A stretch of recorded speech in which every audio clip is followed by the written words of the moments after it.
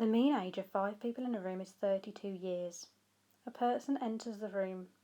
The mean of their ages is now 30. How old was the person who entered the room? So let's just look at the situation where there's 5 people in the room. I'm going to use a bit of a bar. Now, this bar represents the total age of all the people in the room.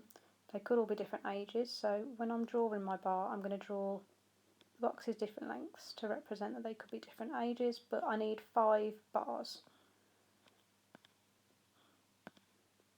1, 2, 3, 4, 5. So each of those boxes is a different person.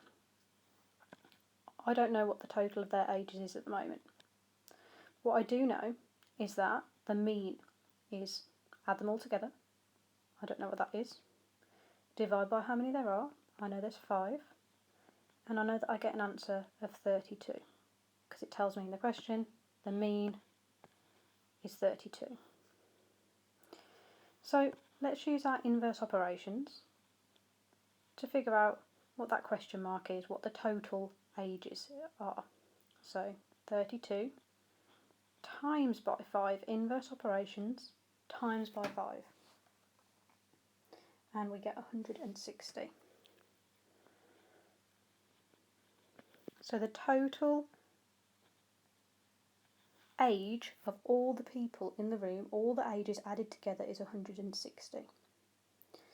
Okay, so then someone else enters the room. So I'm going to copy this bar, copy all of this and just move it down. And someone else enters the room now. Again, I don't know how old they are,